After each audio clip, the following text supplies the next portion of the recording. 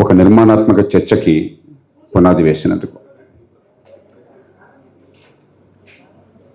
ఇవాళతో ఎల్లుండితో 135 సంవత్సరాలు అయింది బాబాసాహెబ్ జన్మదినం.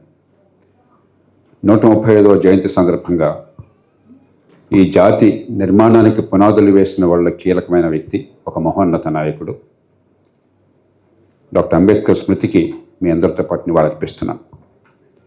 చాలా క్లుప్తంగా కొన్ని అంశాలు పెద్దలు చాలా వివరంగా మాట్లాడారు. ఈవేళ పరిస్థితుల్లో మనం ఇప్పుడు ఏం చేయాలనే దానికి చాలా క్లుప్తంగానే వస్తాను. తర్వాత మన ఉపన్యాసాల కంటే చర్చలో ఏమన్నా ఉపయోగపడుతుందని ఆశపడుతున్నాను.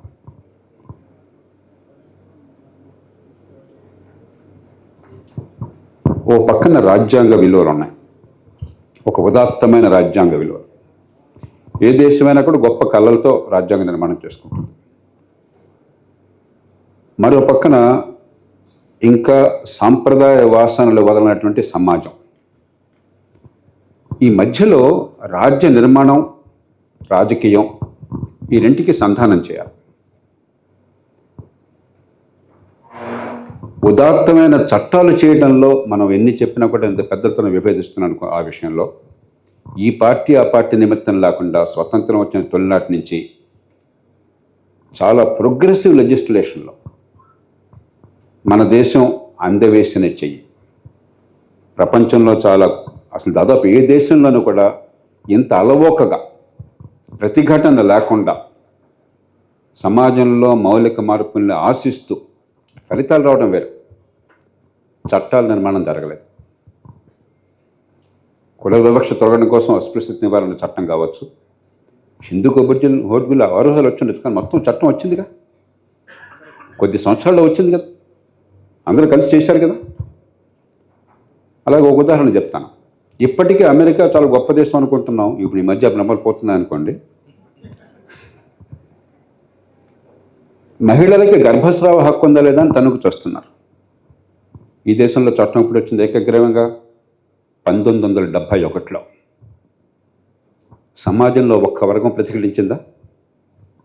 పార్లమెంట్లో ఒక్కడి వ్యతిరేకించారా? అప్పటి నుంచి ఇప్పటిదాకా 10 లక్షల మంది మహిళలు సంతానోత్పత్తి విషయంలో తమ స్వేచ్ఛని ఏ రకమైన అవరోధం లేకుండా నిర్వహించగలుగుతున్నారు. కాబట్టి రాజకీయంలో చాలా తప్పులని, రాజకీయాన్ని నేను అండగట్టినంత బహుశా గత 30 ఏళ్లలో ఈ దేశంలో ఎవరే అండగట్టాల. కానీ అంతా రాజకీయం తప్పు కాదు. ఈ దేశంలో చాలా లోపాలున్నా కూడా సమాజం మారాలన్న కోరికతో, స్వతంత్ర పోరాట స్ఫూర్తితో జాతి నిర్మాణం ఒక 70-80 ఏళ్ళు జరిగింది. కాబట్టి చాలా దూరదృష్టితో అంబేద్కర్ ఆయన సహచరులు గొప్ప రాజ్యాంగాన్ని ఇచ్చారు. కాబట్టి సమాజంలో మార్పు కోసం నిరంతరం రాజకీయ ప్రక్రియ అనుకూలంగా ఉన్నది. కానీ సమస్య ఎక్కడొచ్చింది? అనుకూలత సంకల్పంలో ఉన్నది, ఆచరణలో అనుకున్నంత రాలేదు. అసలు వైఫల్యం అంటే నేను ఒప్పుకోను, అనుకున్నంత రాలేదు. ఆ నేపథ్యంలో ఏమిటి ఇవాళ? ఇంతకుముందు ప్రస్తావన వచ్చింది, అత్యంత భయంకర వైఫల్యం, పుట్టుకతో వివక్షను కొనసాగించడానికి కీలకమైన కారణం ఏమన్నా ఉంటే విద్యలో భారతదేశం భయంకరమైనటువంటి వైఫల్యం. ఇందాక పెద్దలు మాట్లాడుతూ విద్యలో బోళ్ళంత నాలెడ్జ్ ఉందంటున్నారు, నేను ఒప్పుకోను. 100కి 90 మందికి పొట్టగోస్తే అక్షరం ఒక్కరాని విద్యను అందించి విద్యను నటిస్తున్నాం మనం. నాకు కటువైన మాటలు చెప్తున్నాను. దృష్టాంతాలకు ప్రశ్న వాళ్ళు దోచుకోలేదు, చర్చలోకి వస్తే చాలా దృష్టాంతాలు చెప్తాయి. ఊరికే ఊకతంపుడు మాట్లాడటం కాదు. దాదాపుగా 27-28 ఏళ్ల క్రితం ఒక సమావేశంలో మొట్టమొదటిసారిగా బహిరంగంగా మాట చెప్తున్నాను. ఒక అధ్యాపకుల యూనియన్ సమావేశంలో పాల్పంచున్నాను. ఆ అధ్యాపకుల యూనియన్ ఏమిటది? ఆనాటి మావోయిస్టులకు అనుబంధ సంస్థ. నా పక్కన వేదిక మీద ఎవరున్నారు? వరవర్రావు గారు. ఈవేళ చెప్పిన మాటలు ఆనాడు కట్టుగా చెప్పాను. ఏమయ్యా, పిల్లలకి విద్యను అందించిన వ్యవస్థ ఎందుకు? మీరంతా అధ్యాపకులు అని చెప్పుకుంటున్నారు జీతాలు తీసుకుని, ఏం జరుగుతుందని చెప్పంటే వాళ్ళు చేసిన విత్తండవాదం నాకు ఒక పక్కన ఆగ్రహాన్ని, మరో పక్కన కన్నీళ్ళని తెప్పించింది. వాళ్ళంతా మావోయిస్టులు అని చెప్పుకున్నారు. ఏమన్నారు తెలుసా? పేదరికం పోకుండా విద్య ఎట్లా వస్తుంది నేను చాలా పరుషంగా చెప్పాల్సి వచ్చింది. గాడిదలారా, ప్రపంచ చరిత్రలో ఆధునిక ప్రపంచంలో ఎక్కడన్నా సరే విద్య అందకుండా పేదరికం పోయిన దాఖలా కూర్చోబెట్టండి నాకని చెప్పాను. మనం డ్రామాలు ఆడి యథాస్థితిని కొనసాగించి సిద్ధాంతాల మాటను దాగి దేశంలో అసమానతల్ని పెంచి పోషించాం. ఇది కేవలం రాజకీయం తప్పు కాదు. రాజకీయం వనరుల్ని గణనీయంగా ఇస్తున్నది, చట్టాలను చాలా పసందుగా చేస్తుంది. Right to education act, universal education విధానాలు రూపొందించి ఖర్చు పెడుతున్నది, fee reimbursement, KG to PG, ఇవన్నీ డ్రామాలన్నీ కొనసాగుతున్నాయి. అసలుదే లేదు, విద్య అందటం లేదు. 1,15,000 రూపాయలు తెలంగాణలో పాఠశాల విద్యకు ప్రభుత్వ స్కూళ్ళల్లో ప్రభుత్వం ప్రతి బిడ్డ మీద ఏడాది ఖర్చు పెడుతుంది. ఎంతకంటే ఎక్కువ ఖర్చు పెట్టగలం? అవసరం ఎంతకంటే ఎక్కువ. విద్య లేకుండా అసమానత ఎట్లా తొలగిస్తారు?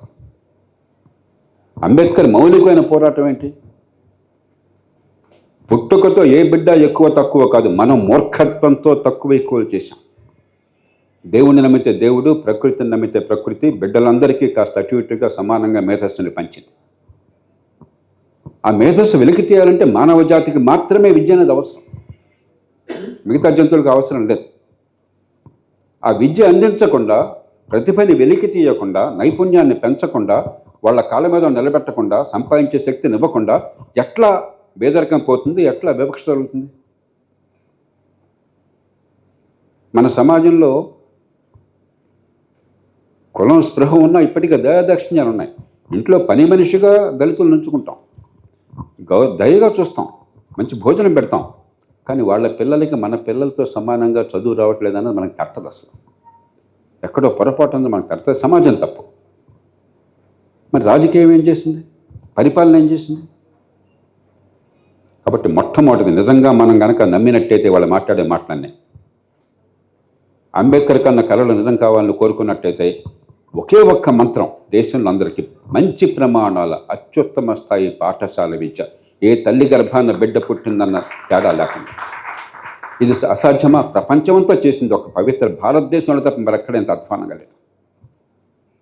ప్రపంచమంతా చేసింది, కాస్త అభివృద్ధి కాముకమైన ప్రతి దేశము సాధించింది, ఈ దేశం ఎందుకు సాధించలేదు? ఆరోగ్యం ఇందాక చెప్పారు కాబట్టి ప్రత్యేకంగా నాకు వెళ్ళటం లేదు. రెండోది, రిజర్వేషన్లే పరిష్కారం అని నటించే ప్రభుత్వోద్యోగాన్ని వివక్ష పోవడానికి మార్గంగా ఇప్పటికి కూడా మనం ప్రజల్లో ప్రచారం చేస్తున్నాం. సంపద పెంపులో భాగస్వాముల్ని చేయకుండా సంపదని తింటంలో భాగస్వాముల్ని చేస్తే దేశం ఎట్లా బాగుపడుతుంది? రిజర్వేషన్ పరిష్కారంగా నటిస్తే ఉద్యోగాల్లో ఏ రకంగా దేశం బాగుపడుతుంది? ఒక అవకాశాన్ని కల్పించాలని బాబాసాహెబ్ ప్రతిపాదిస్తే అది శాశ్వత పరిష్కారంగా నటించి కులాల మధ్య తంపులు తెచ్చి రిజర్వేషన్ ఉందా లేదా అన్న కారణంగా యువతలో వైమనస్యాలు కల్పించి పరిష్కారంగా నటించి సమాజాన్ని భ్రష్టు పట్టిస్తున్నాం.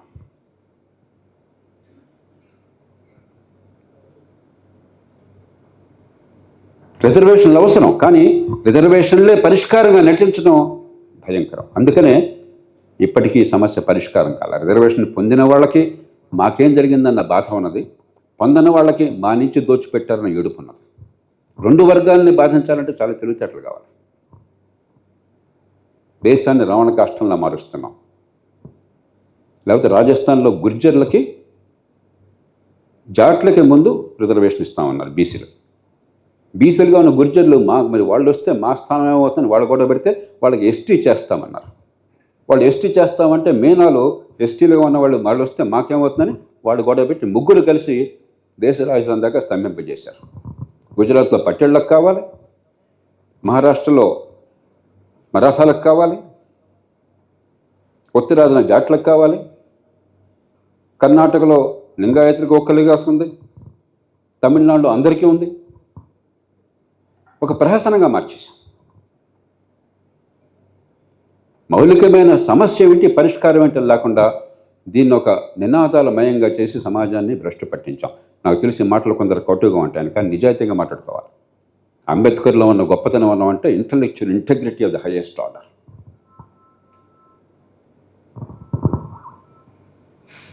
సంపద సృష్టిలో భాగస్వాములు చేయటం ఎట్లా? మూడోది, కాగితం మీద చట్టబద్ధ పాలన ఉంది. వినోద్ కుమార్ గారు లా ప్రొఫెసరు, లాయర్. ఆయన ఇందాక చెప్పారు, మనందరికీ తెలుసు, ఈ దేశంలో బడితో ఉన్నవాడిదే బర్రె తప్ప చట్టం అందరికీ సమానంగా వర్తించే ఏర్పాటు ఉన్నదని గుండె మీద చేసి ఒక్కళ్ళని చెప్పగలము. బలహీనుడికి బలవంతుడికి చట్టం సమానంగా వర్తించకుండా ఉన్నప్పుడు చట్టం ఎవరి చేతిలో ఉంటుంది? బలవంతుడి చేతుల్లో ఉంటుంది. బలవంతుడు ఎవడు? డబ్బు ఉన్నవాడు, రాజకీయ అధికారం ఉన్నవాడు, చేతుల్లో లాఠీ ఉన్నవాడు. వివక్ష పోకుండా ఏమవుతుంది? దానికి పరిష్కారం రాజ్యాధికారం నాకు కావాలని ప్రతి వాడు 100 మందికి రాజ్యాధికారం వస్తే దేశం బాగుపడ్డట. రాజ్యాధికారంలో వాటా అందరికీ ఇవ్వాలి, కానీ అదే పరిష్కారం? ఎక్కడ పరిష్కారం అయింది? వాడు దోచుకుంటున్నాడు కాబట్టి నేను దోచుకోవాలి, ఆ హక్కు నాకు ఉండాలి. దోపిడీ ఆపాలని కాదు పోరాటం, దోపిడీలో వాటా కావాలని పోరాటం. అది పరిష్కారం ఎట్లా అవుతుంది? ఎలా వివక్షను తొలగిస్తుంది? ఒక్కసారి నాకు చెప్పండి.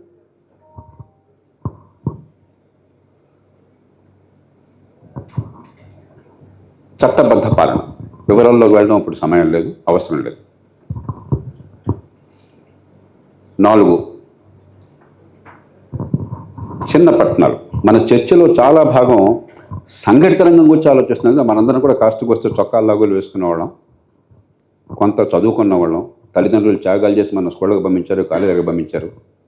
ఈ ప్రభుత్వాలు మన ఆదరించినాయి, ఉచితంగా చదువుకున్నాం.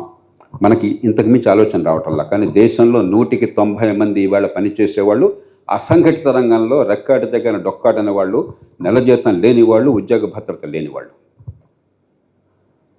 ఆ 90% మందిని ఉత్పత్తి క్రమంలో తీసుకొచ్చి గౌరవాన్ని, భద్రతను ఇవ్వకపోతే వివక్ష ఎట్టపోతుంది? అసంఘటిత రంగంలో అత్యధికులు ఎవరు అనుకుంటున్నారు?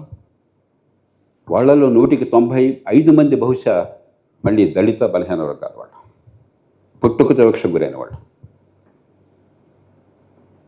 వారిని జీవన సంస్థలు తీసుకోవాలని చెప్పంటే చిన్న పట్టణాలు, ఒక హైదరాబాద్ పెరిగితే చాలదు, ఒక బెంగళూరు పెరిగితే చాలదు. మారుమూల గ్రామాల నుంచి ఇక్కడికి పొట్ల చేత పట్టుకుని హైదరాబాద్ వచ్చి ఒంటరిగా ఉండి జంటగా బతికే అవకాశం లాక ఎక్కడో దూరంగా ఉన్నటువంటి, ఎక్కడో గుడిసెలోనో ఎక్కడో కాపురం ఉండి, ఉష్ణమండలంలో దేశం కాబట్టి ఎక్కడున్నా బతకడం సరిపోతుంది కాబట్టి పేమెంట్ కూడా పడుకోగలం కాబట్టి బతికేస్తున్నాం మనం. పని చేయడం కోసం 15 కిలోమీటర్లు ఒక పక్కి, 15 కిలోమీటర్లు రెండో పక్కి వెళ్ళి ఒక్కరోజు పని లేకపోతే పస్తులుండి, ఒక్కరోజు అనారోగ్యం వస్తే సంక్షోభం వచ్చేటువంటి జీవితం అయితే ఏం మాట్లాడుతున్నాం మనం వివక్షణ గురించి? ఏం మాట్లాడుతున్నాం రిజర్వేషన్ల గురించి? సంఘటిత రంగంలో స్థానం లేకపోతే, 20 ఏళ్ళు కష్టపడితే నా కుటుంబం మధ్యతరగతికి వస్తుంది, నా పిల్లలకు మంచి భవిష్యత్తు విశ్వాసాన్ని కలిగించే వ్యవస్థ నిర్మాణం చేయకపోతే, చిన్న పట్టణాలు రాకపోతే, ఎక్కడికక్కడ ఉపాధి కల్పన జరగకపోతే ఎట్లా ఈ దేశంలో వివక్షమైన సమాజాన్ని సృష్టించారు? చివరిది రాజకీయం. ఓట్ అండ్ షౌట్ ప్రజాస్వామ్యాన్ని తీసుకొచ్చాం. నేను మన దేశంలో చాలా విషయాల మీద గర్వపడతాను. ఎన్ని లోపాలున్నా కూడా ఎన్నో విషయాల్లో మనం చాలా అద్భుతమైన విజయాలు సాధించాం. ఇది సమయం కాదు కాబట్టి దానిలోకి వెళ్ళట్లేదు. కానీ మన రాజకీయం బాగుందని మెడమే తలకవి నడవరు అనుకోరు. ఇందాక చెప్పారు పెద్దలు. నేను కొత్తగా విన్నాను ఈ సంగతి. 12 కోట్ల రూపాయల సంగతి నాకు తెలియదు ఇప్పటిదాకా. ఈవేళ వింటాం. నేను ఎందుకంటే పత్రికలు, నా అదృష్టం కొద్దీ పత్రికలు చదవను, టీవీ చూడను, నాకేం తెలియదు రోజువారీ. ఎవరన్నా చెప్తే తప్ప తెలుసుకోవాల్సిన ఆసక్తి ఎందుకంటే చికాకు కలుగుతుంది. అందుకని నేను చాలా విషయాలు మిస్ అవుతుంటాను. ఆరోగ్య రహస్యం. ఇలాంటి సందర్భాల్లో ఎవరు చెప్తే నాకు తెలుస్తుంది అన్నమాట. కానీ నాకు కొంచెం తెలిసిన విషయాలను కూడా సరదాగా విచిత్రంగా ఉన్నాయి.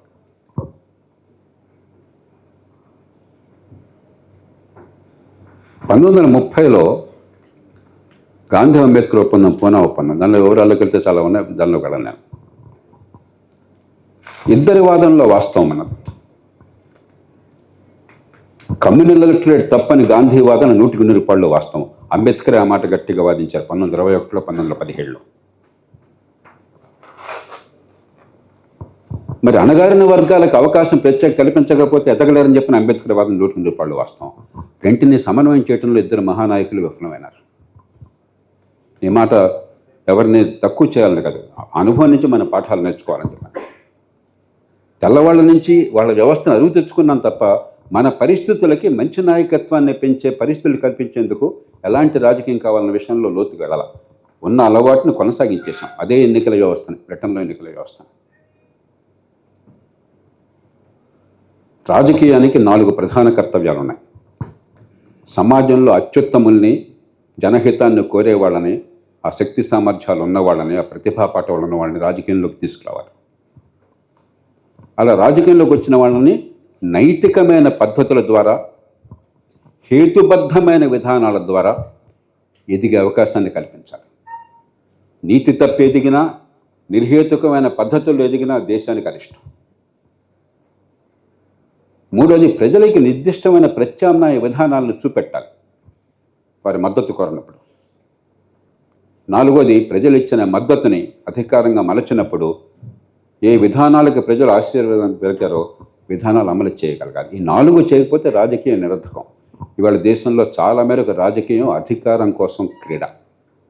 ఈ 4 లక్ష్యాలు నెరవేరట్ల. ఎన్నికల వ్యవస్థ వల్ల, రాజకీయ పార్టీల నిర్మాణం వల్ల.